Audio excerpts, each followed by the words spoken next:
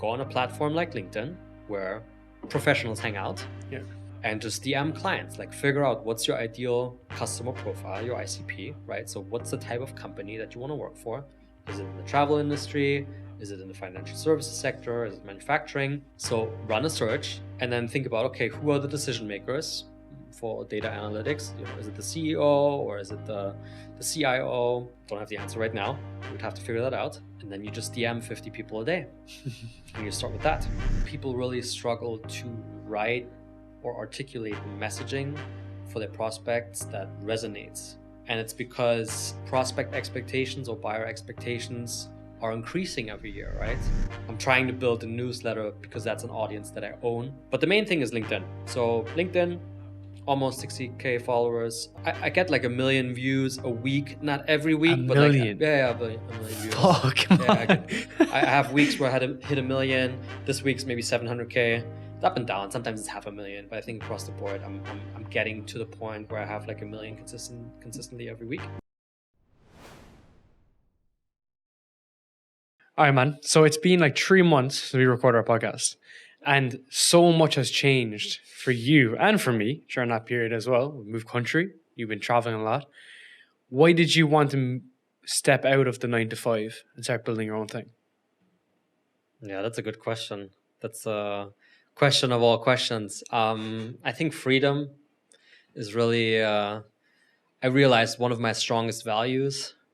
Like I always thought, maybe family is my value, or I don't know, strength, trust, all my values, they certainly are. But I realized that freedom is like a massive value. And after 4.5 years in the corporate world, there was just like this beast in the cage, like trying to break out. I was like, I wanted to be in control of my time. I wanted to be in full control where I am. Like this trip, seeing you in Bali right now wouldn't be possible at my company. Like I couldn't just take 3 weeks off in July because that was the end of the quarter and there was no option in the world to take that time off. I had basically two time windows in a year where I could take vacation. I got 2 weeks in February because January was the end of the fiscal year. And I got 2 weeks in August because July was the end of H1, the end of Q2. So basically I got 2 vacations a year where I could go for like a week or 2 weeks. And now I've already traveled like a month and a half this year. Like I went to Lisbon, I went to Bali, I went to Tenerife, we went to Morocco, my girlfriend and I. Like I've done so many trips already. And this is just like the lifestyle that I want to have. What brought you to that inflection point though? I know it was the freedom from time, but was there other aspects of like that 9 to 5 you didn't like? Because now in the business world, you're still gonna have to work a fuck ton, right? So, oh yeah. What is that inflection point for you? It's a good question. So I think it's not necessarily the amount of time that I work, because like you're saying, once you're an entrepreneur, you work just as much, maybe you work more, right? You like all of a sudden it creeps into your weekend or in your, right now I'm in Bali, I'm on vacation, but I'm working. Like I'm checking my phone all the time. I'm responding to DMs. So yeah, work and life become more mingled in a sense. The inflection point is when you build a business, you like build your own dream. Versus at a company, you always build someone else's dream, right? Like that's how the saying goes. Like you get your paycheck, right? But by definition, your company makes a profit on you, right? They make more revenue through you than they pay you in a salary. Otherwise, you as an employee would be unprofitable and they would fire you, right? So by definition, this is something that Justin Welsh says. He's like, chances are your skills on the free market are 5 to 10 times as valuable. And I mean, I'm only in this, like you said, 3 or 4 months, but I can already tell that I can make 5 to 10 times more building my own business as opposed to being an employee in sales. And that's the thing that people struggle with the most, is understanding how much their perceived value can be elsewhere. And I think especially for you and for me, I had a background in software engineering and tech, you had a background as well, and you came in this from you're a well-educated dude, right? So it's not like you're a 21-year-old guy on Twitter just talking loads of shit. You've done the hard yards. Do you think people can kind of get too comfortable in that aspect and then they don't value themselves in terms of they can go off and do more things? Because for me, this was really tough to leave Revolut, to go and do this stuff was tough. How was it for you from that experience? So there's a great book that one of my mentors, Justin Michael, recommended me. The title of the book is So Good They Can't Ignore You. Mm-hmm. It's written by Cal Newport, who also wrote the book Deep Work. Yeah. So most people are familiar with Deep Work. It's a really good book for focused deep work. But he also wrote So Good They Can't Ignore You. And basically, what he comes from academia, right? So everything that he writes is based on studies and all that stuff. So what he writes about is that people who successfully leave a 9-to-5 job and then build successful businesses is because they spend enough time in the corporate world building the skills. So he calls it career capital. That's what he coins it. So I was 4.5 years at Salesforce, one of the most competitive SaaS sales organizations in the world. And I went through the entire Salesforce MBA is what we call it. So SDR, BDR, and then 2 years of account executive. So I built that career capital over 4 years, and I acquired those skills that I now coach to other people who, well, they're not born with those skills, and perhaps they don't work at Salesforce. Maybe they work at a company, at a startup where there's just no solid sales enablement in place, or where there's maybe not the best coaching culture whatsoever. So it's that career capital aspect that enabled me. Do you think you'd ever look back and then want to do a different path? Do you ever look back and think you want to just go straight into entrepreneurship? I would say, I'm now 30. So I would say 10 years ago when I was 20, I was like in my, first year, like sophomore, I think they call it sophomore. Or first or second year in university. First or second year of university. And I was watching a lot of YouTube. And there were these guys that I would follow, and they were, I think they were Swiss natural bodybuilders who also traveled the world. So they were digital nomads. They were traveling all the time. And basically they built a business just through what they did. Misha Janetz, are you familiar with him? No. Or Patrick Reiser? No. Okay. So those two guys basically made a lot of money and lived an amazing lifestyle just filming videos about what they did. Like they went to the gym, they went to travel. And so I always thought, like, I would love to do exactly this. I was the same, man. Right? I would love to just quit uni, buy a ticket somewhere, like, and I actually did, like, I bought a ticket to Colombia, and I traveled in Latin America for not that long, like 3 months, 2 months in Colombia, 1 month in Brazil. So I did that. But quickly realized, like, I'm just running out of cash, right? And I don't really have anything, I don't have a blog, I don't have a YouTube. So I had to go back and then finish university. But now 10 years later, I'm able to do this because I have that career capital. I couldn't do it 10 years ago. So now you could say, okay, those guys did it. Why couldn't you? Perhaps I could have. I guess what I was missing was some sort of uniqueness about me. Like I wasn't the Swiss natural bodybuilder who had won competitions and happened to have a very charismatic appearance or whatever. I was just like a normal dude. But that's exactly also what Cal Newport describes in the book. It's like everyone wants to do this thing, like have a blog, be a travel influencer, something like that. And most people fail because they cannot offer something of value to their audience. 100%. So that's the caveat. And it's a skill, right? And that's the reason why I asked you that, is because over the last 3 or 4 years, you've learned a skill of sales, as well as all the other skills, like account management, all that kind of stuff. But like fundamentally, it goes back to sales, and you become great at that. Take my example, for instance. I'd spent a background in tech, but I spent 3 years building my podcast and learning the nuances of how to grow, how to interact with people, how to move conversations. And it's only because I've done the 3 years that I'm able to bring this to someone else. I couldn't just turn on the lights and say, I have a media company 3 years ago. I wouldn't know where to begin. So there's like this step that a lot of young people are almost forgetting, is that you need to build the skills, which is why being in a company is a good idea, right? Because you do have that fundamental skill. Now, the biggest concern is what you do with that skill.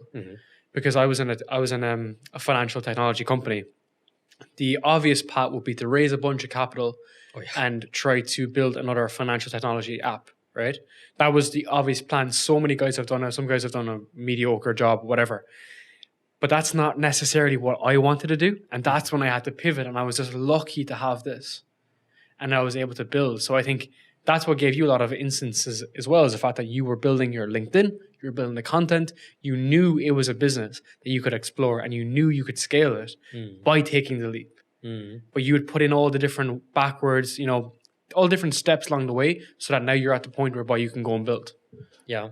It's a pretty unique position to be in. Yeah. Didn't see it coming. It's funny. What brought me to posting on LinkedIn was actually a guy, his name is Colin Cadmus. He used to be really big on LinkedIn 3 years ago. Like, I would say he was one of the top content creators in sales. It wasn't so much his focus, I think. He's now a consultant. He still posts on LinkedIn, still gets good engagement, but he's not like one of the leading voices, I would say, anymore. But I just saw what the guy did and I liked it. I was like, I kind of like this. He writes about his experience. Other people learn from it. I felt passionate about sales. Like, I was reading a lot of books. I just wanted to be good at it. I'm like, just document the process. And mind you, like, I was an SDR. Like, I was super, super junior. I just documented, like, hey, I just had a shitty cold call. Or, hey, I just had a good cold call, booked a meeting. Like, just documenting what I did day in, day out. I never thought that this would be like my full-time job or something that makes me money. Obviously, at some point, like, I realized that it's an opportunity, a possibility, because I saw other people do it. So yeah, I was just a little bit ahead of the curve, or early in the curve. Right now, like, so many people do it. Like, every day I see like a new Gong AE who now also has a newsletter and a course or whatever, So the advantage you had, though, was the fact that you were looking at other people and this was a new opportunity for you, just documenting the process. So, like, who were some of those early influences? Because as you mentioned about that guy, like, the fact that they've gone before you, that gives you so much ammunition, I guess, to propel your content forward. Because you're like, this is how this guy did it. He did it, and I can follow this step and do the exact same thing. And that's how my content was born from people like Justin Welsh. And I started about 2.5 years ago, just posting just my podcast. And then that indirectly fell into having like a coaching business for younger people in the beginning to get into tech roles. And over time, then it obviously morphed into what I'm doing right now. But like, who were your biggest influences that helped you in that regard? I mean, Justin Welsh was a massive influence, right? Yeah. I mean, I bought all of his courses. I started following him more than 2 years ago, probably 2.5 years ago at least. So he was definitely a huge influence. I mean, people like Marcus Chan, then Ian Cognac. I think Ian Cognac was a massive inspiration because he was at Salesforce, just like me. Obviously, very different guy, right? Like, decades of sales experience. Wouldn't compare myself to him. But he took the leap. And I was like, for someone like Ian Cognac, who already makes $1 million a year in sales, this is like a massive risk for him because he has a family to feed. He has like a house at the beach in California. Like, his cost of living is so high. Yeah. So if that thing tanks, like, he could be spending over $150K a month, bear in mind, on all of his tuition for his kids and his family and everything that he has with his mortgage. It could be literally like $100K a month. Could be. I mean, in the States. Yeah. He I think he has very high cost of living, but he did it. And the fact that he did it so successfully, like, he basically replicated his income and more within 6 months. And I was like, my risk is much lower. Like, I don't make $1 million a year in sales. I make a fraction of that. So for me, technically, it should be much easier to be living the same lifestyle as I was before and replicate my income. And so I did it in a month, basically. Exact same as me, man. Yeah. All right, people, we're just going to take one short little break for a little update about Podcast University. So if you enjoy podcasts like this and you want to start your own podcast, head down to the links down below to Podcast University. This is a learning platform that I've built to help people like you build, launch, and scale your own podcast. I wasted many years doing this, making it all up as I go. So I put everything together in a very seamless and easy to follow course for you guys to follow and just learn exactly how to do it. So if you want to bypass a lot of the mess with your podcast, check out the links down below to Podcast University, and it will show you exactly how to launch and scale your own podcast. I think when you work a 9 to 5, you're always told that everything else is the risk. So you start a business, it's the risk. This is the risk. But the last 12 months, 24 months should show you that the biggest risk can be in these companies, because we've had Facebook chop people's heads off, 10,000 people just gone, erased from the spreadsheet, right? And all of that over time, that's the risk. Because if you depended too much on those companies, and let's say you're making 100K or 150K, once it's over, it's over. And if you do a mass layoff across the industry, so let's say we're not hiring any AEs at the moment because of like tech layoffs, you can't even bring what you have elsewhere. Yeah. So now I know people like that. You've snookered yourself, and you also have the other aspect. Now, 5 years ago or 10 years ago, that was probably the more reliable path. But the fact that like literally the internet is like infinite means that you need to at least be thinking about building a brand, building your name, getting your experience out there, at least connecting with other companies and other people, so that if you do get your feet cut under you, you can go elsewhere. So I think one of the worst positions you could find yourself in is whereby you think, it's not going to happen to me. I'm going to be okay. Yeah. I'm senior. I'm performing well. I don't know how it works in Salesforce, but you could be a top performer, but they still get rid of you in the spreadsheet, right? So you need to at least be building yourself, so that then if something was to happen, it's de-risking, right? It's just like an investment. You wouldn't put all your money into fucking Apple. You'd spread it out, right? So having that concept having that structure, I guess, is something that I always realized from the last like 3 or 5 years. And it's only kind of coming to the fruition now with other people too. Yeah. No, I think the most recent or current recession with all of the layoffs has shook a lot of people awake, has shaken a lot of people awake. I'm actually a quite risk averse person, I would say. I wouldn't have quit my job, I think, if I had lived like 10 years ago. Yeah. I think I really needed the distribution system that the internet gives us in 2023. Like the fact that you can set things up so easily, whether it's a podcast, whether it's building a LinkedIn brand, building websites. Like 10 years ago, you needed to developers to build a website. Now I take a Kajabi, I practice it for like half a day, and I can build my own websites. Like everything has become so easy. Everything has become no code, right? 10 years ago, I don't think I would have done it.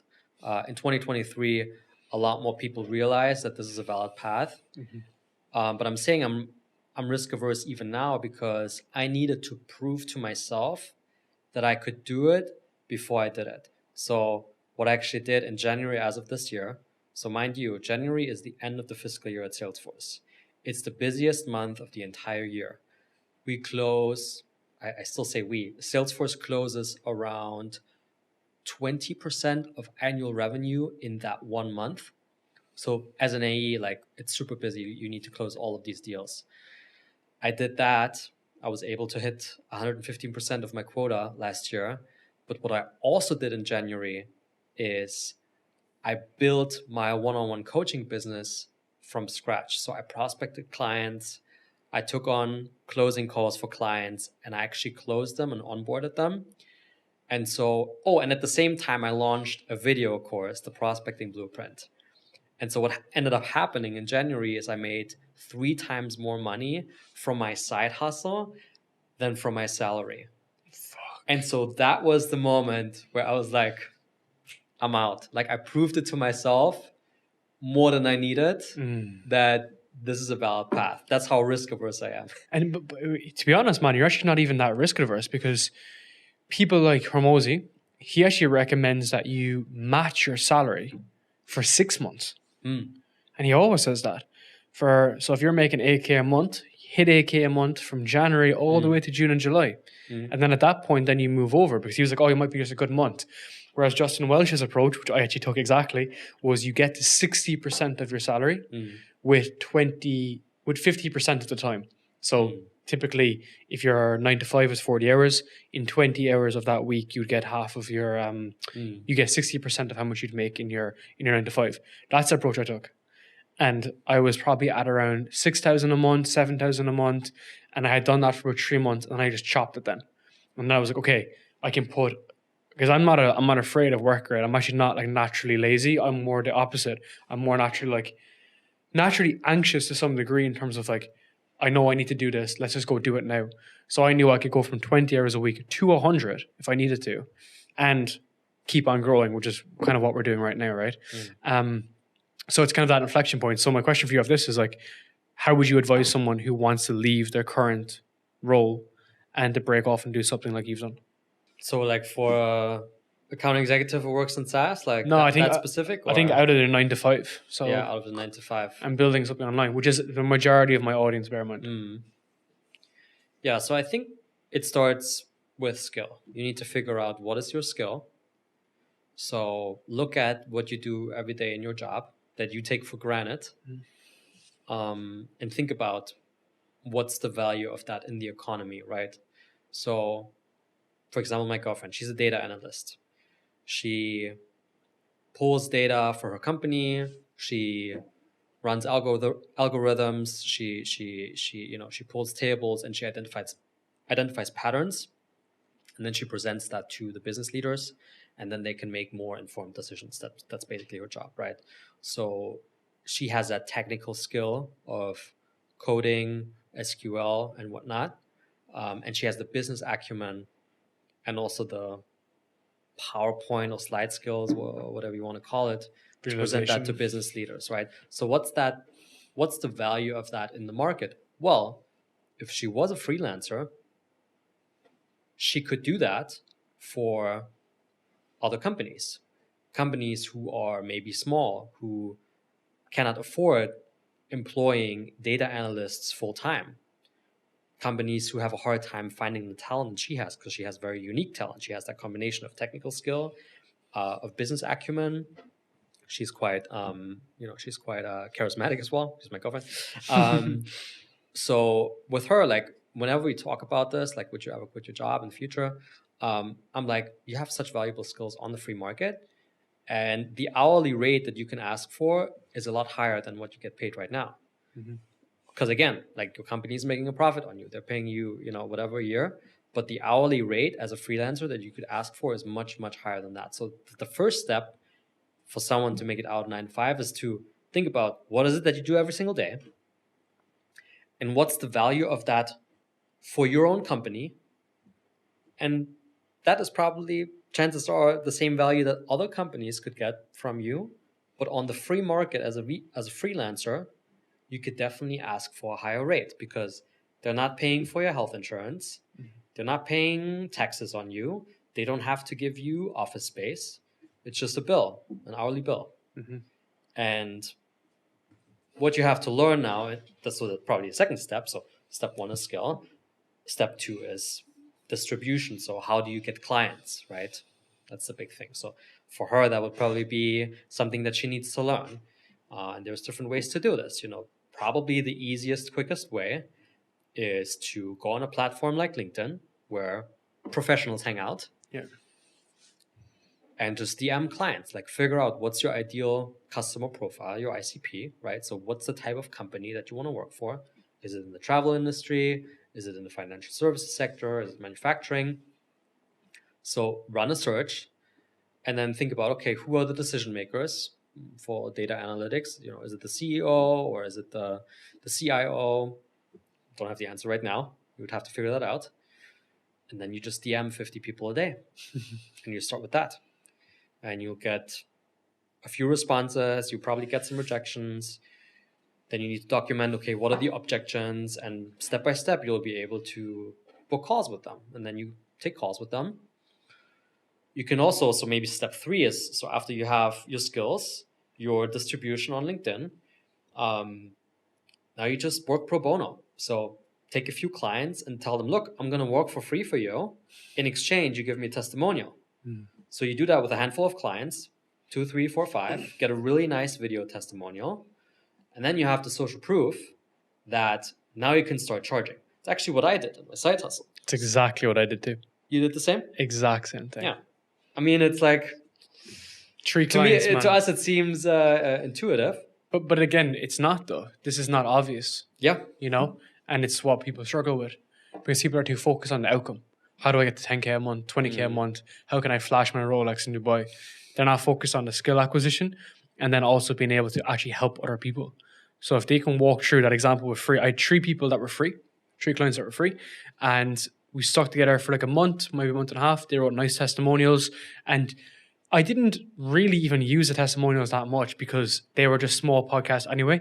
But the main thing that I had was confidence. I gained confidence from that because I was like, right, I did it for myself. Now I did it for other people. And I've shown that it's not a fluke. So now I can just go to another company, and my first client then was $600 a month, which seems like fucking nothing because it was. $600. And then, of course, it's obviously scaled from there. But you have to give yourself your own confidence first, right? Yeah. Otherwise, it's not going to work. Yeah. The confidence only comes from the execution. It doesn't come from 5 minutes in the morning, standing in front of the mirror and you're like, you can do this. Like, it doesn't come from that. You have to do the thing. I don't know how many people I've coached one-on-one before I started charging. Must be dozens. Yeah. I collected a bunch of testimonials on my LinkedIn profile, my website, wherever, before I even started. And like you, I took. Probably in the beginning, I charged 50 euros or $50 like an hour. Same. That was probably the rate that I started with, because I think someone told me don't do less than 50 an hour. Someone told me that. I'm like, okay, I'm gonna start 50 an hour. See if it works. It worked. Yeah. But then quickly get rid of the hourly cost. So that's the whole thing, is that you just don't say it's per hour. Yeah. I just do. Yeah, it's just retainer. Yeah. That's what it is. We still know that rate for ourselves because we know how Mhm. much we have to put in for that rate. But yeah, that's how it started.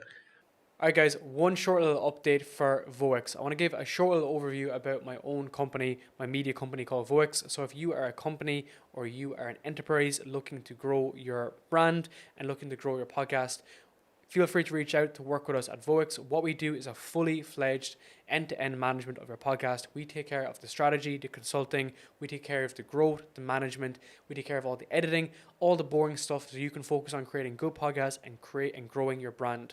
If you want to grow your podcast and get to new users, if you want to grow your business, generate more revenue and all that good stuff, check out the links down below to Voix. You can follow through to schedule a call with our team, or else you can fill out the application form to see if you qualify to work with us. Thank you. I want to get into different aspects of your coaching business. So, of course, you've left and then you've been learning these different aspects. So, your content is huge, and we want to get into your content too, but how you write and all the structure. But how have you been able to build this web of your clients? Like, how are you acquiring clients? What are your different channels? Yeah, I think it's very simple. So I have LinkedIn. Mm-hmm. LinkedIn is basically the big platform that I have. I have Twitter, but it's really insignificant. I basically use Twitter to repurpose content from Twitter and post it on LinkedIn. Mm-hmm. It's the only thing I use it for. And I have a newsletter that is growing, luckily. My dependence on LinkedIn is probably not healthy. If they were to shut down my account, it would definitely hurt me. So I'm hoping that's not going to happen. But yeah, I'm trying to build a newsletter because that's an audience that I own. But the main thing is LinkedIn. So LinkedIn, almost 60K followers. I probably get, I get like 1 million views a week, not every week, but million. Like, a million views. Fuck, come on. I have weeks where I had to hit 1 million. This week's maybe 700K. It's up and down. Sometimes it's 500,000, but I think across the board, I'm getting to the point where I have like 1 million consistently every week. Why do you think you get to that stage every week? The algorithm likes me. Yeah, but let's try to break that down. So you're in the top 0.0001% if you're getting 1 million fucking views a week. What is it you're doing that's literally hitting 1 million views a week? Well, I've been writing content for 3 years. Yeah, but that doesn't mean that you're going to get there. I've been writing content for 3 years too, and I'm not getting 1 million views a week.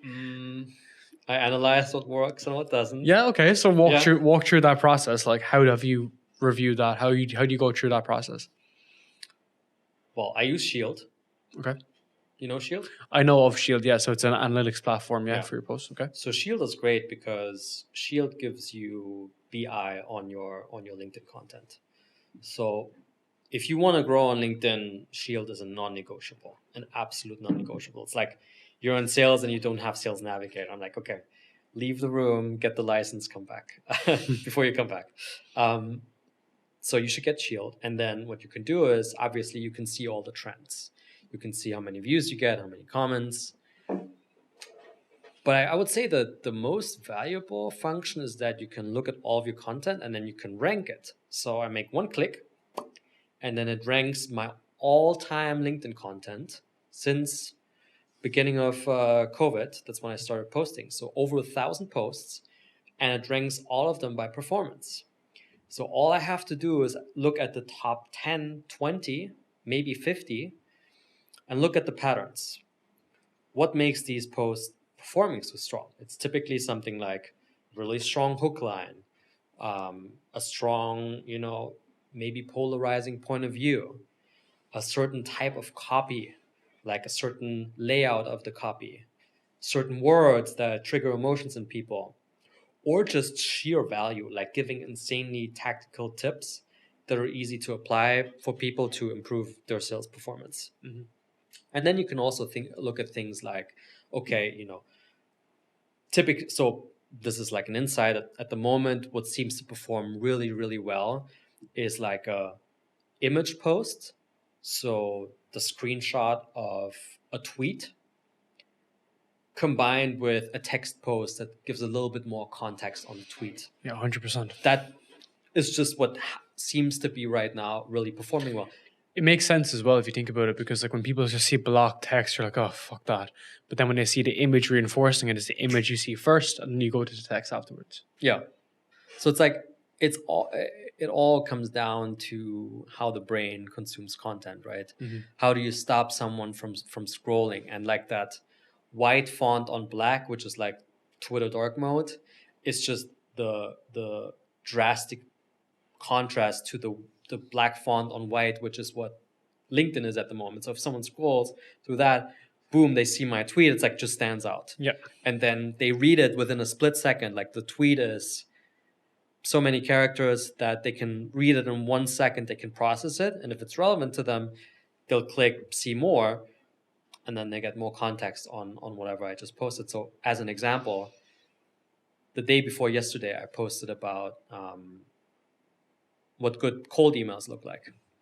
The post got 500,000 views and more than 3,000 likes.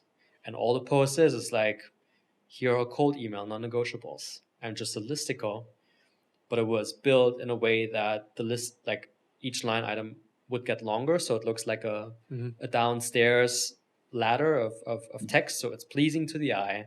It's very easy to consume. And then if someone was intrigued, they would hit see more.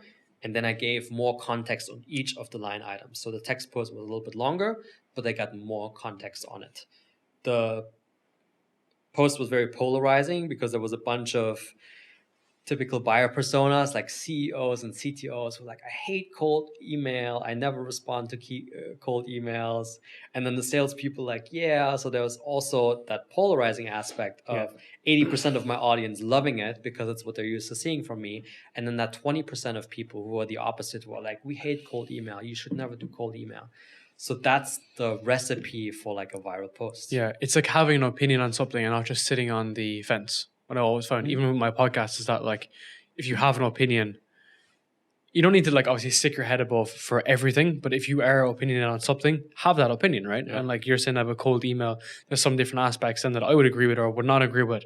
But you need to take that edge. Otherwise, people just think this person is speaking on both sides. He has no opinion as a result, and you're not going to be known for that thing as a result. But it's very interesting to see how your content goes crazy as a result. So if you talk me through that example of like 1,000 or like 1,000,000 views in a week, how many calls would you get booked from there? Like, how does that work? Because you don't do ads, if I'm correct, or any of that? Yeah, I don't do ads. It's all organic. Well, so it depends, because it depends on how I set up my funnel. Mm-hmm. It depends on the outcome I want to achieve. So at the moment, I shared this with you earlier, at the moment, I'm not taking one-on-one coaching clients because I'm changing my business model, right?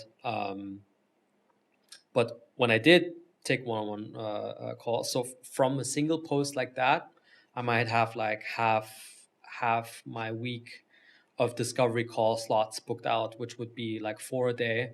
So this could easily book me more than 10 calls, like a dozen calls. Fuck. From a single post. That is sick. Yeah. And I mean, so that would definitely happen, but that's obviously something that, okay, now you have to run 12 calls. So now that's a lot of work, right? Yeah. But behind that work is revenue. So. And you never did any setters or anything like that. It's all been you. It's all been me. Yeah, I'm a one-person business. Still. That might change in the future, but yeah. Yeah, of course. I run my own closing calls, yes. It's very interesting to see the coaching business model on LinkedIn versus Twitter. Like the guys on Twitter would all have setters, closers, all this stuff. So already built out. But like the guys on LinkedIn are actually different. They're much more like solopreneurs, taking everything, maybe not doing as much revenue, but definitely having higher profit, right? And I always kind of found that quite interesting because I didn't have much background on these closers and setters and everything, but more people that I interview from like Twitter side of things, that's what they're really, really about. Versus the LinkedIn approach where it's like, I own everything, I'm running the business myself. And yeah, like there's no right or wrong way, it just depends on what your goals are, right? Like you said, you're optimizing for freedom, so maybe you don't want employees. Yeah, I was never a manager. I have no experience hiring people. I have experience coaching, right? So the coaching aspect is not a problem. Maybe therefore I would also be good at hiring. Yeah, I just haven't done it. So again, like I don't have the confidence in it because I haven't done it. Of course. I want to ask you about your content pillars, because this is quite important. So of course you're doing sales for SDRs, BDRs in that kind of space. But how do you structure like what you're going to write about? Because that's where people get into a lot of writer's block, or they don't have the longevity. And what I always even speak about to my podcast clients is that, look, I don't want you to do this for a month. I want you to do it for a year. And when we stop working together, I want you to keep on going with this for years and years and years. So can you walk me through maybe that tree structure of how you structure your content? So this is all stuff that I learned from Justin Walsh. And you can actually buy his, I don't get commission on this, but if you want to learn this, get his course, the Content Operating System, or even the LinkedIn Operating System. Both of the courses will teach you to some extent. You need a content system, right? So the first thing you need to do is, okay, what's my brand about? What's my niche? Who's my target audience? So for me, I write content for B2B SaaS sellers, SDRs, BDRs, AEs, and also sales leaders who want to learn more about how they can coach their reps better. So that's my target audience. Now, I need some pillars, like you're saying. So what are the pillars that I want to teach? Well, it's basically every aspect of B2B sales.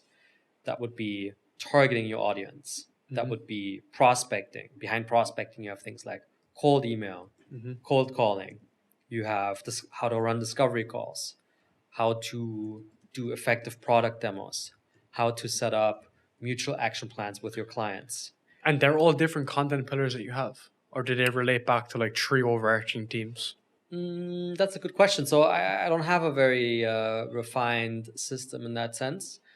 You can probably put them in more overarching buckets. So let's say one is prospecting, one is discovery and closing, and then one is certainly mindset and habits, right? Because that's the foundation. So I like to think, it's a little sneak peek, more on this soon, but I like to think of it as a pyramid. So the pyramid scheme. So the bottom of the pyramid, which means the most foundational trait that you need to have in sales, is a certain mindset, right? So how do you think about sales? And then on top of this is habits. So what are the day-to-day behaviors and activities that will set you up for success? And on top of the habits, you have the skills, which is then, prospecting, discovery, all of that stuff. So to answer your question, in a nutshell, I probably have 3 pillars. It's mindset, habits, and skills. And you're just so used to writing this process, or at this stage, it's just ingrained with you, Yeah. It's just, you've got it takes me some time to articulate, but it's all here. Of course. It's all in your head. So I want to get into even how you write sales content that converts. So of course you're writing about sales, but how do you write your content in such a way that it's not too salesy, so that you're just trying to like book call, which I know you're not right now, but previously. And how do you get that message across that, you can help people? So how do you convey that message to people? Interesting. So at the end of the day, my LinkedIn content is the top of my funnel. So let's say 1 million people a week see my stuff. A certain fraction of these people will engage with the post. So typically 1% or less of views ends up being engagement to some extent, maybe even less than that. It used to be 1%. Maybe it's a little bit less than 1% of people would like leave a like or comment on the post. And then a certain conversion of those, a certain amount of those people would actually go to my LinkedIn profile because they're so interested, like they found the content so intriguing that they'll go to my LinkedIn profile. So now they see my header, they see my headline, which says, I help SaaS salespeople systematize their sales success through my newsletter, through one-on-one coaching and corporate training. So that's essentially my value proposition. They see my banner, and right now my banner is my newsletter. So also to your point earlier, like at the moment, my focus is not to book meetings. At the moment, my focus is on growing my email list because that protects me from my vulnerability to one platform, at the moment, LinkedIn. So they sign up for my newsletter, and then once a week, they get a newsletter from me, which gives them really, really in-depth tactical tips on sales. And then at the end of that newsletter is a call to action, which says, whenever you're ready, there's 3 ways I can help you. The just commercial approach. 100%, right? I have the exact same thing. I mean, I think all of us do, right? Because he just came up with that formula. So you can either buy this course or buy this other course, or, and that's what I'm doing at the moment, you can sign up for the wait list for something that's about to come. Or it used to be book a one-on-one call. Yeah, of course. And that entire funnel would give me 12 calls in a week from one post because 1 million people saw it. 5,000 people liked or commented on this post. 500 signed up for the newsletter. 400 or 300 opened the newsletter, read it, and of those people, 30 bought the course, and 10 of them decided to book a call. Fuck, man. It's just a numbers game. And do you have any automation flows in the back that nurtures those people who are just joined? Not even. Yeah, and like that's the biggest thing. I'm terrible at that too as well. Like even like, you know, segmenting email lists. Like I did not do a good job on that, like at all. From my email list is that I could have broken people into like, did they sign up through LinkedIn or did they sign up through a call? You know, people can book a call but not book into your newsletter. Yes. So I could have done all that and I just fucked it essentially. So I kind of have to rework that. As we spoke about it, we have to rework a lot of our business. But that's very interesting though, how the penetration is so high, but the conversion is so good. So like, how did you build a loyal following? Because everyone complains about the algorithm, right? And it's the biggest bitch and move in the world to complain about the algorithm. It's basically down to your content because your content is super consistent. It's always solid. Now you might think it's better some weeks or whatever, but it's always solid, right? But how come you're building that loyal following continuously? I think the loyalty comes from the consistency. So that's one thing. Like people have seen my stuff. I get sometimes DMs. I get DMs from people. I get, you know, I've done over 100 discovery calls this year. And so many people show up to the call and be like, I followed you for like 2 years. And they feel like they know me in person because podcast, yeah. they've seen me so much. So one part is loyalty comes from consistency. The other part is loyalty comes from authenticity. I'm always myself. Like I don't try to fake anything. I don't try to claim that I've done things that I haven't done. Like I'm always very transparent. I've written posts where I shared how much money I've made or how much revenue I've closed. I'm always very transparent about these things. I share failures. And I got a DM yesterday from someone who was like, I'm a big fan and your tone is so aggressive. What? I don't know. I don't know if it is. What does that even mean? He meant it as a compliment, I think. But I think that was the polarizing post. I got like 3,000 likes where he's like, okay, you know, that was just like really sales, you know. But yeah, I'm just being authentic. Like I'm saying what I think. I'm not holding anything back. And you're showing up every day as well, which is the main thing. I think as well, maybe you might agree or disagree with this, is that when I was in Revolut, I was less fluid with how I wrote. Because there's always that overarching thing in your head, like, oh, does my 9-to-5 employer like think anything of me as a result. I got in trouble. But then you know multiple times. Yeah. For me, I just would never take shit with that. I would just, if someone ever said anything, but no one ever did, I would take zero shit with that stuff ever. Because it's your LinkedIn, right? Unless I'm quoting fucking company numbers, you can do whatever you want, right? Yeah.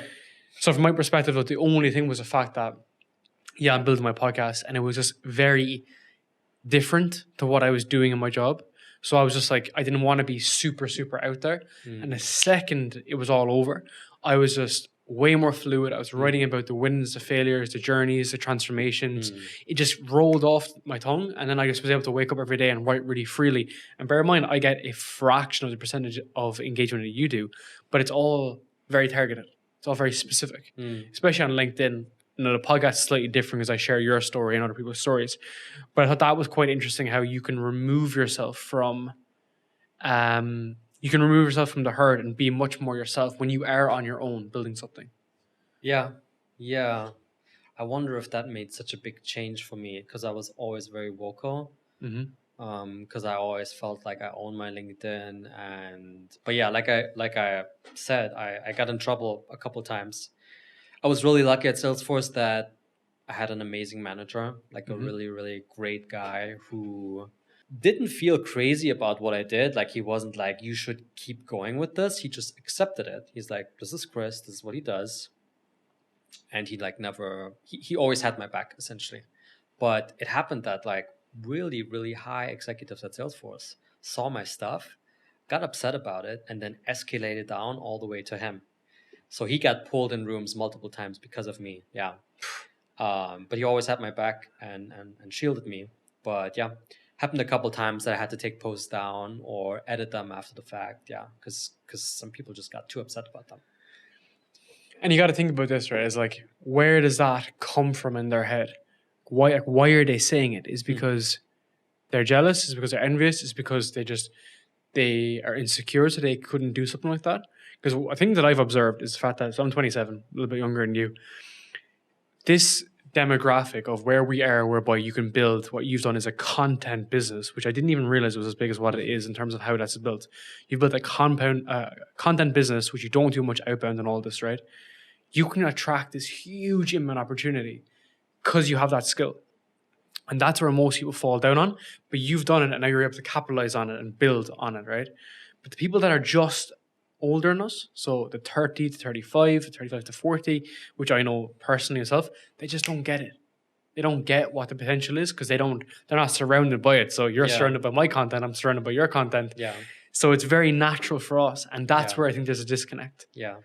And they're so used to, even building a business, but building it slightly different than how we would approach it now, whereby you run 0 ads, high margin, successful business. Yeah. And that's where it's like, where are these drivers coming from, And funny, the positive side to this is that a lot of my clients are people who see my posts and they're like, whoa, like this is the potential we can get by just putting our face out there, putting our word out there, putting our values out there. So you're basically educating people as well at the same time. Yeah, I mean, I always try to educate. Where does this? So I guess your point is, where does the negativity come from? Yeah.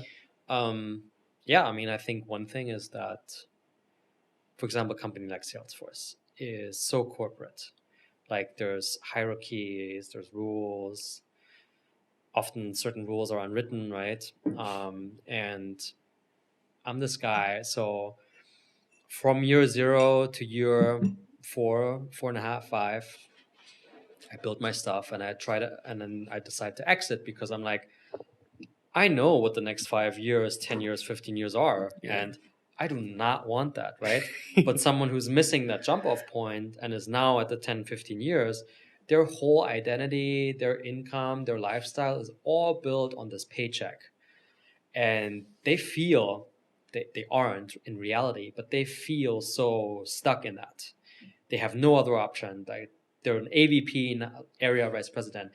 The next step is they need to become regional vice president. All they can think about is like the next grade on that hierarchy. And so when they see someone who's like such a wild card like me, so I think what I was perceived, they have that instinct of like hitting the hammer of the head, like killing the fly. Like, hey, this is not right. This is someone who is like, you know, on a lower level somewhere. This person is so junior. This person shouldn't have so much to say or so much reach or so much attention. Yeah. And I remember very specifically one example, and then I'm finished, is like when I was a BDR, my manager's manager, so like the director overseeing like 200 BDRs, the guy hated me so much. He was like an old school tech executive. He's worked at like companies like Oracle, IBM. He was like in his 50s, I think, like super senior guy. He hated the guts out of me because I was like that small kid that wouldn't shut up, you know. He wanted me to stand in line, and I didn't stand in line, and I had like even some confrontations with him, like calls, virtual. This was during COVID. Calls in which he basically told me to, like, you need to stop what you're doing. And that's when you double down. That's when you double down, man. Because when you attract attention, you know it's working. Because you're getting a positive feedback loop elsewhere, right? But you need to have that proportion of people that are quote unquote like the haters, right? Because then otherwise you don't have something meaningful. Because he knew in you that there was something of value there. He just couldn't get it. And that's the difference. That's where people fall down on. The hatred doesn't come from above, it comes from below. And even though he's older, but one thing you got to remember is that in these roles, nothing to do with sales, just in general, you're just going to eventually end up at that like MD level anyway, as long as you're not an idiot and you don't shit on your manager's desk. You just do those things over time. That's how these companies work. You'll just find your way up there. You'll get to just an average level, right? So that's going to come to, and everything else then is the stuff that they couldn't achieve, and that's what you feel now at a young age, you know? Maybe, yeah. I want to get into some of the different aspects of your coaching and different aspects that you're helping people on. So you've obviously said you've coached many people at this stage, over 100 discovery calls this year alone. Where would you say most salespeople are falling down on? What are the main pain points that you're trying to help people with? Number one pain point is prospecting and building pipeline for everyone. Like just getting a foot in the door, booking meetings with prospects, just getting your emails opened. Like, let's start with that, right? Like getting your emails opened or getting someone on the phone. Yeah. That's like step one or step zero. It's not step zero. Step zero or something else, but that's step one. So people really struggle to write or articulate messaging for their prospects that resonates. And it's because prospect expectations or buyer expectations are increasing every year, right? So now we're at that stage where we have all of the sales tech, we have like AI, we have like intent data. So buyers really expect that when we send them an email or if we make a cold call, we're really well informed about them. We understand their business, we can anticipate valid pain points, and we can basically deliver something of value. We can deliver a value proposition that actually helps them with their pain points and their goals. And it's really difficult to do these days. So I would say let's take myself as an example. So this is pre-COVID. I was a BDR. I had just gotten promoted from SDR, which is an inbound role. So no cold calling. You call leads who came to the website or to an event. In a sense, it's still uncomfortable. You're interrupting someone, you're calling them, they don't expect it, but they had already shown interest at some stage. So when you're a BDR, it's like pure outbound, like it's a pure cold call. They might have never heard of your company, or they're not interested or whatever. So what I did pre-COVID, now mind you, this is like a bull market. You know, VC money is flowing. Everyone Party. It's like party, right? So all I did as a BDR is I did 50 cold calls a day, and I would have on average anywhere between 6 and 10 conversations, and I would book. Now this is all outbound, right? So I'll book probably between 2 and 3 meetings a week, qualified meetings for my AEs. And really all it was is like dial. have a good opener, have a good, problem statement or value prop, overcoming objections. I didn't even have to, I looked at the account. I was like, okay, I need to know who I'm speaking to. I need to know what their title is or their role. I need to somewhat understand the industry. And then boom, it was just a numbers game. Then COVID hit and the game completely changed because you couldn't reach people anymore. Like before that, with my 50 cold calls, all I did is I called the front desk. There's a lady or a sir who picks up the phone and was like, can you put me through this person? Why? What is it that you have? Well, we've spoken before on LinkedIn, whatever my excuse was, you get around the gatekeeper and then they put you through.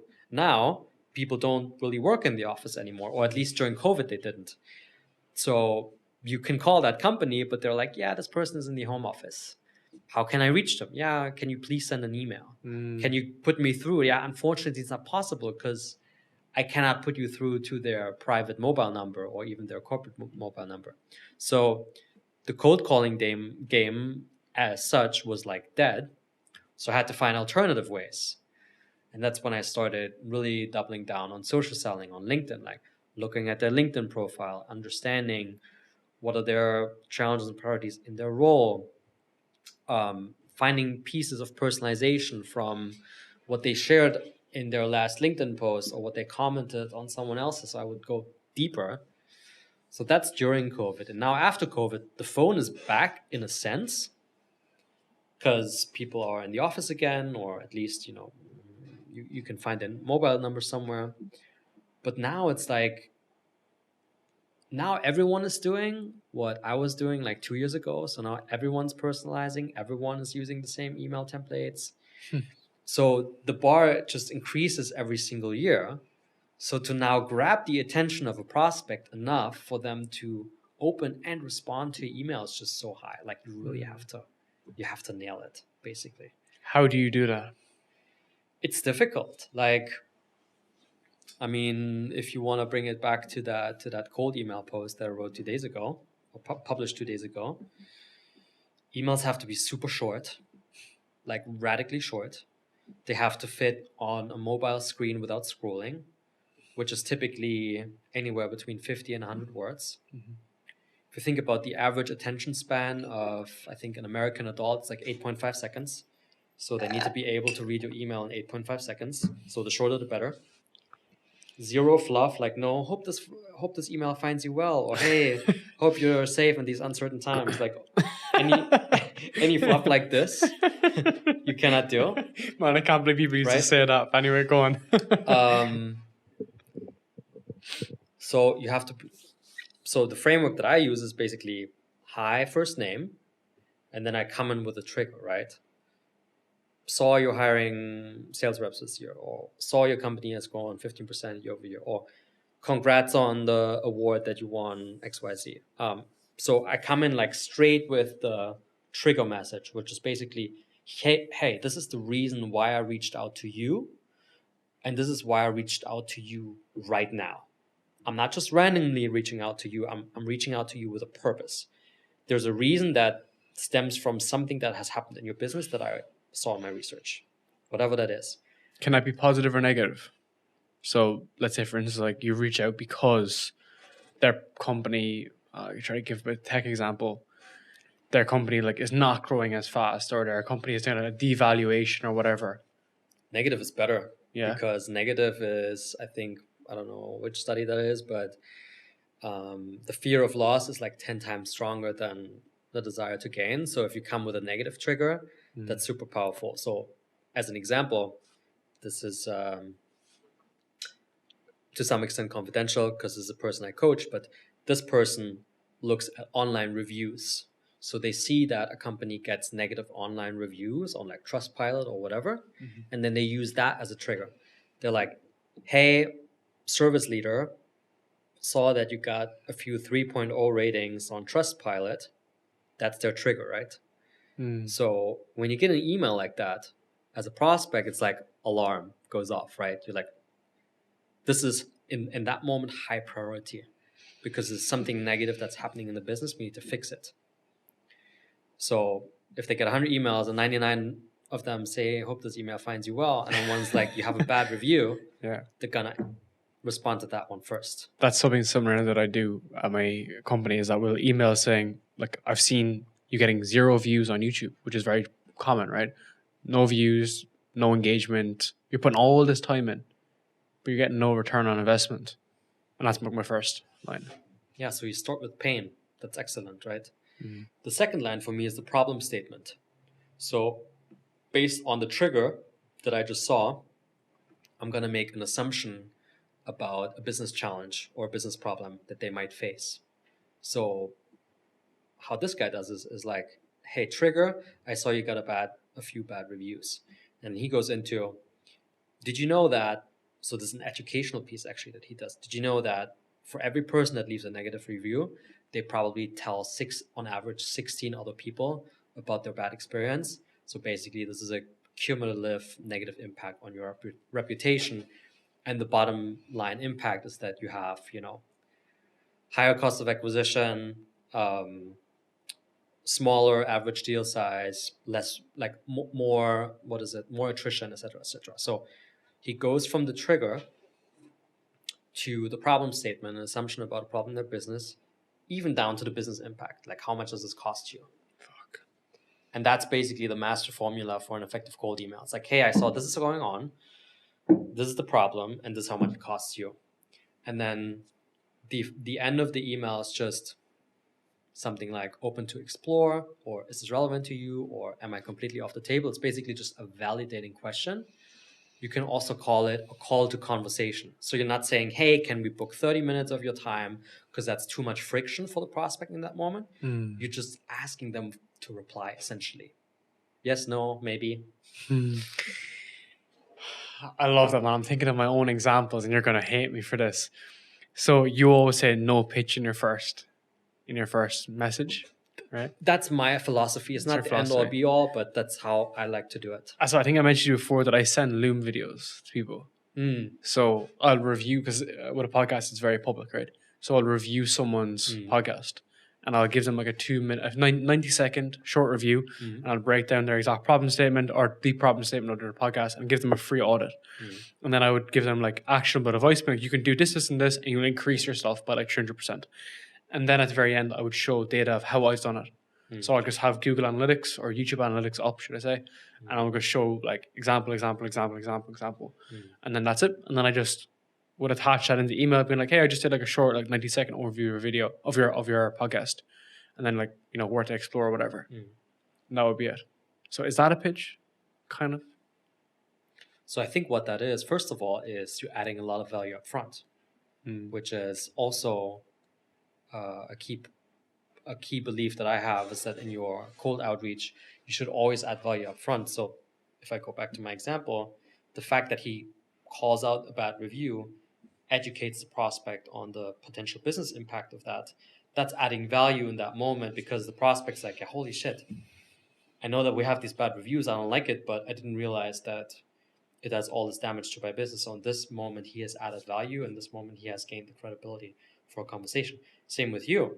You even go the length of recording a video where you assess something about the prospect and you tell that to them.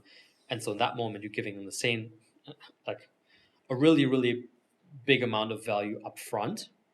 And so if we think about the law of reciprocity, that puts you in a good position to ask for something back. Be like, hey, if this is relevant, would it make sense to dive deeper into this? Yeah.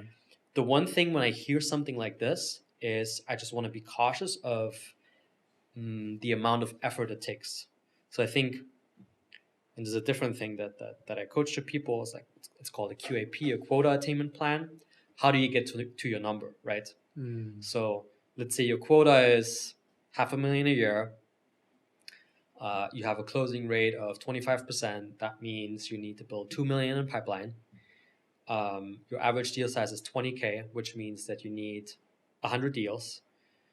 You need to find 100 deals. I think that's correct. So in order to find 100 deals, how many meetings do you need to book?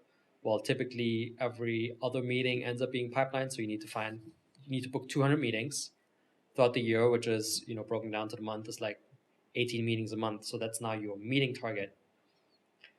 And this is basically based on data. This is based on closing rates, on pipeline conversion. that is like a fact. You need to have 80 meetings a month. Otherwise, you're not going to make your number. Of course, there's a chance that you land like a deal that's significantly higher than your average deal size, but you cannot rely on that. So to be conservative, you need to hit those 80 meetings. So that's your monthly meeting quota. How you get to the 18 meetings, there's different approaches. You can make 50 cold calls a day. You can write insanely good cold emails and book calls from responses that you get.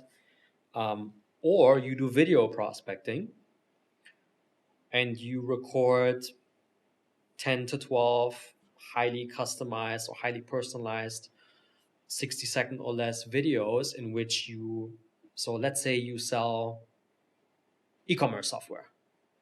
You go in their e-shop, you record with Loom, your face in the upper right, you go on the e-commerce site, and you make a 60-second assessment of how well their e-commerce site is probably performing based on the copy, based on where they position the buy button, based on the pop-up, whatever, etc., etc. That's a very valid approach if that gets you to the 18 meetings.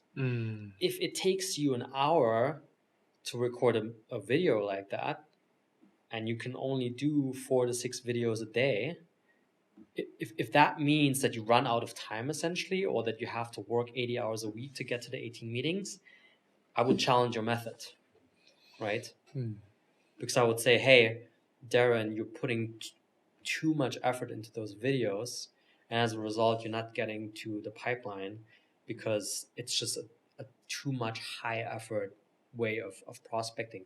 You would be more efficient to pick up the phone 50 times. You see where I'm coming from? Completely. It's all about like fundamentally you could pick any method just as long as that it gets you to the desired outcome, you know? Yeah. And again, like sending videos is obviously very tiring or very, there's a lot of perceived effort involved. But I think the feedback that I'm getting generally from people is that they're really happy to see something like that. It's like, I get so many messages a day. This is like something that's different. But of course, especially if you're in that sales role, but you have quota, it's different for a company, right? But when you have that quota to hit, you need to find a way to get there, right? No matter what that is. Yeah. So, spoke a lot about discovery, which is actually a huge part we all kind of fall down on. Talk me through the mindset and habit side. I know you mentioned it earlier too. So, how do you get into that kind of sales mindset? So the mindset of like a successful salesperson? Yeah, like that's such a big part, right? You're facing rejection every single day and you need to build it up. And I guess that's why most people fail, right? Is that they just don't realize how important that is. So you can go tactics and techniques, or you can even go more on the personal side of things, because I feel that the hallmark of a successful entrepreneur or anyone that's a successful salesperson do all other stuff, you know, which can be from your diet, your sleep, your training, right into the sales aspect then, you know? Yeah, that's a really good point. And this is something that I was actually catching on very late. Like from the beginning, I was always very focused on, like you said, tactics and frameworks, right? Like the sales skills, because I always thought like it's about the skills. The more sales skills you have, the more successful you're going to be. Not realizing that just based on my own personality and based on the stuff that I did in my life, I was actually set up more for success than some other people. The fact that I was doing CrossFit on a recreational level, but quite competitively, like going to the gym 5 to 6 times a week, training for an hour and a half, having my healthy diet dialed in, having really good sleep dialed in. Like I'm very big on sleep, right? Now it's things like I do yoga every day. I do the Wim Hof method breathing. Like I have all of these habits in place that also made me a much more successful seller during my career, because I would show up in a very high energy state. So you can have all the sales skills in the world, but if you show up to the office in the morning and you're picking up the phone and you're just tired, like people hear that in your voice, right? You're not going to be able to have a successful cold calling session.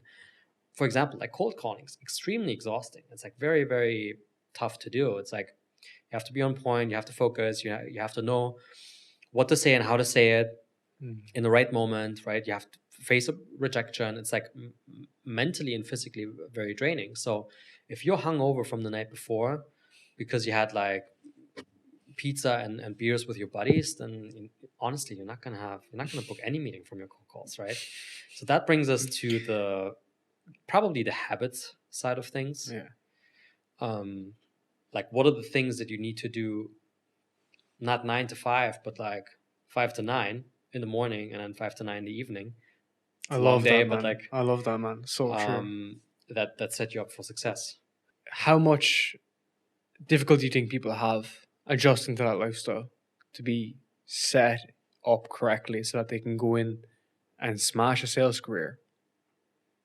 A lot. Like, why? Because people can't change, right?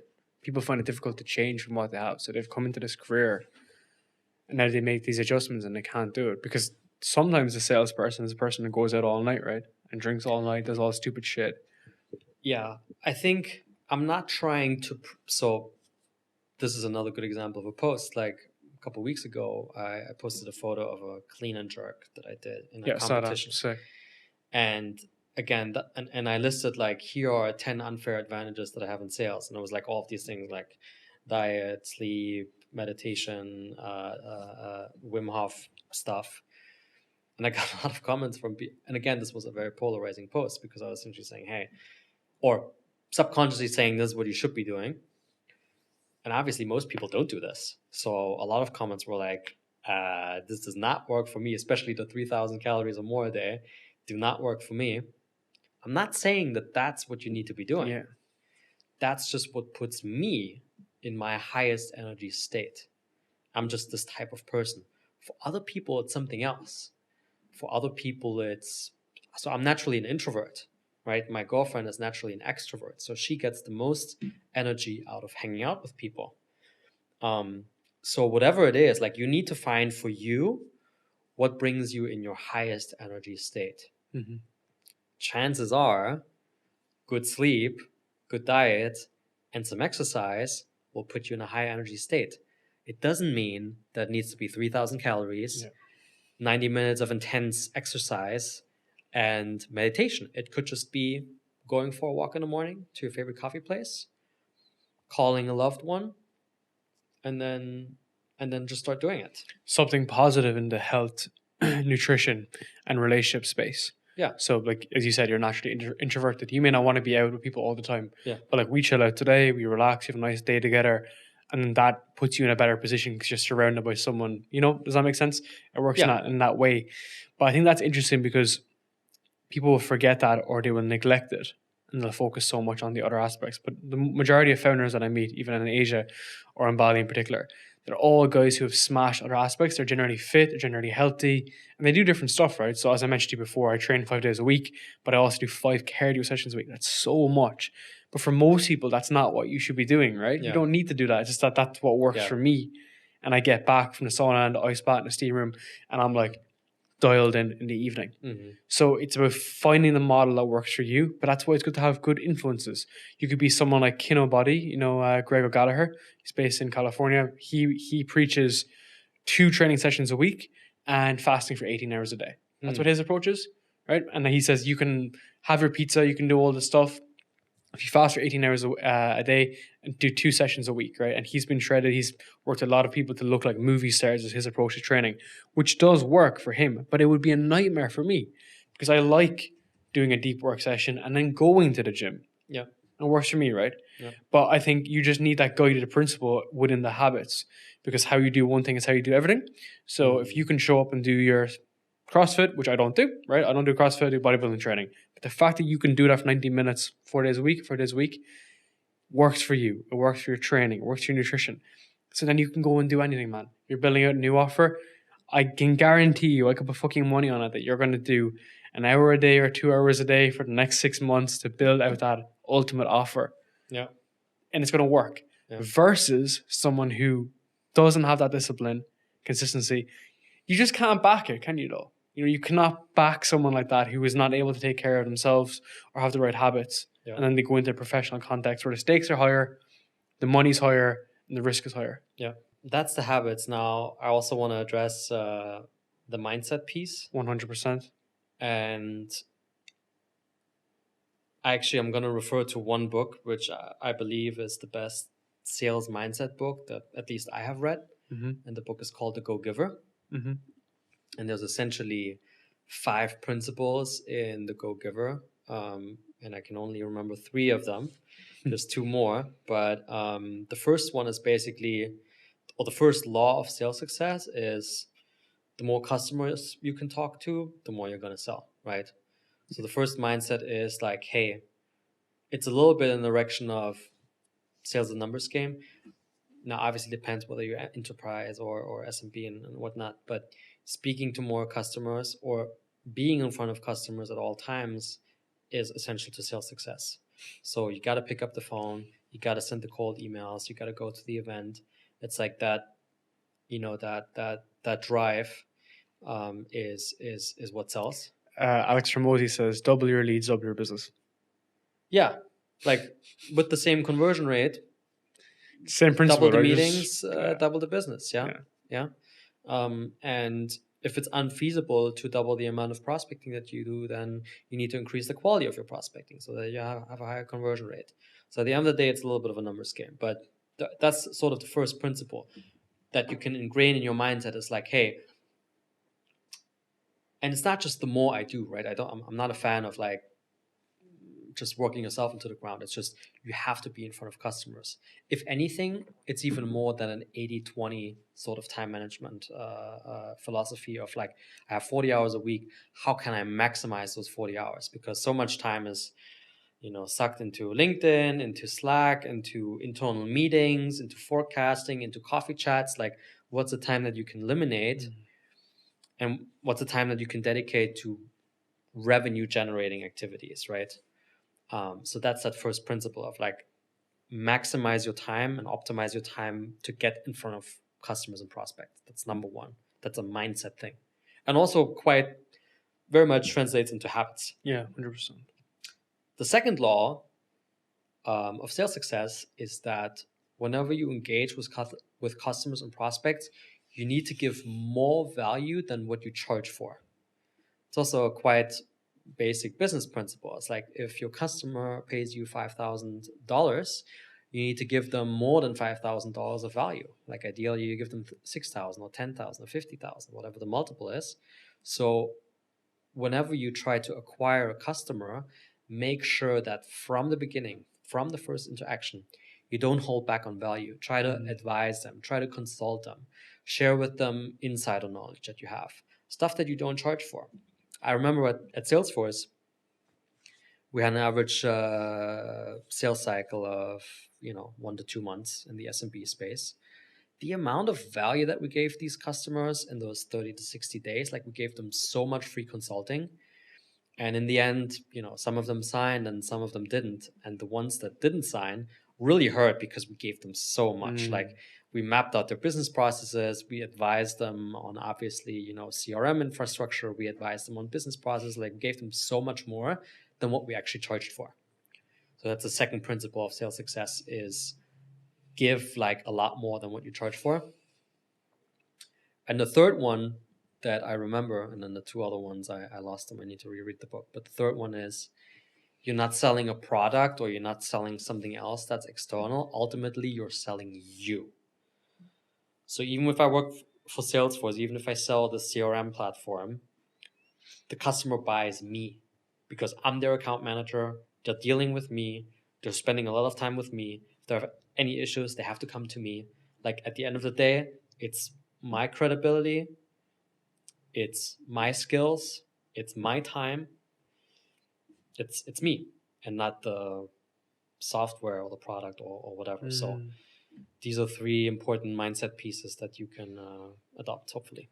How can you lean into the last one and leverage that? So if they're buying you, what is it about you that's special? Is it the fact that you have experience, you've worked with other people that are similar to them, you have a similar journey and story? Like how can you tread that commonality between them and you?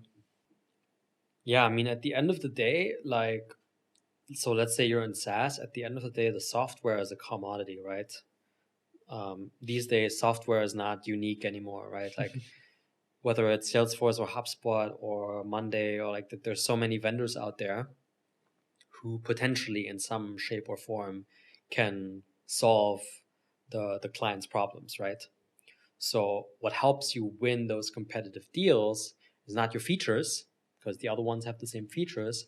It's like you as a person. So your ability to, number one, have like business acumen, right? Talk the customer's language, understand how their company works, how their processes work. Like you said, you've worked with other clients, so you know how stuff works in the industry. It's your expertise, it's your credibility. So basically, your ability to articulate your business acumen so that they believe you, so that they trust you. That's credibility. Call it social proof, right? Knowing other customers who are similar to them. Having the proof that you've solved the same business challenge for other customers who are similar to them. All of these things go into you as a person. If I put whoever else there, like if I take the janitor and put them in the same seat, that person is not going to be able to close the deal, despite the fact that the software is the same. Because they're bought into you. Yeah, that's exactly it. Over time, they're able to buy into you and have you as a touch point, and that's what they're going to associate with. And I was the exact same. I was head of vendors in Revolut for quite some time, so I was working with people from other companies, and it's fundamentally that person that you're buying from, not even to do with the software. What would be the next issue you're trying to really address with AE clients or SDRs, BDRs? So beyond the mindset, habits, and the cold email, where is the main pain that you're trying to solve for? I mean, we have mindset, we have habits, and we have skills. I think as I go into this sales coaching business now in a different form,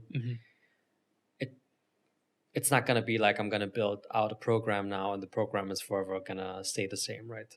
I think the program is going to change every year, or it might even change every 6 months. So we now have trends in sales that we need to address. One trend is obviously AI, right? So we all need to figure out how to leverage things like ChatGPT, because right now that's a differentiator skill. So right now, if you're really good at ChatGPT, you can accelerate your account research, you can accelerate writing your email sequences, you can accelerate a lot of things. In a couple of years, that's going to be taken for granted. Like you need to have that skill, right? Even the idea of auto GPT replaces the need to get good at ChatGPT. That's one of the main like value props, is that you could just plug in a bunch of auto GPTs and not have to learn all these prompts, because we shouldn't have gone from manual work to prompt work. And that's what auto GPT is meant to do. But auto GPT breaks in loops. So one of my biggest clients is an AI podcast, and I've learned this through him. He's had like some of the biggest people in the world, is the fact that you'll get caught in these infinite loops because the tech isn't just there yet. Yeah. But to your point, in a year's time, that will all be solved. And you could like people in Salesforce will have an auto GPT that will just run account research. Yeah. So that's one example of things, right? I don't know. I could give you other examples. I'm not sure which way you want to go. Yeah, it's interesting in terms of like those trends and how do you move with them. Like, so you said like AI, for instance, in sales. Like, what are you doing, for instance, to keep up with that? Yeah, probably not enough. I wouldn't call myself a ChatGPT expert. I play around with it sometimes. I find it very helpful, especially if there's not a lot of messaging in place, right? So some of my coaching clients, for example, there's this one small business in Australia. They just have their first sales hire. So they're moving from founder-led sales to sales-led sales, or like hiring sales reps and scaling a sales team. So now we need to be able to basically take the knowledge out of the founder's head about their business and translate that into effective sales messaging, which is difficult because obviously the founder is very much tied to their value proposition, the expertise of the company. But what we've learned is that we cannot make the messaging about the product. We have to make it about the prospect. So we now need to learn a lot about their actual ICP and what their challenges are. So a great ChatGPT exercise is to say, okay, put yourself in the shoes of this ICP. So imagine you are an SMB law firm based in Australia. You have 10 employees and you make upwards of 2 million revenue. What are typically the IT challenges that you're facing?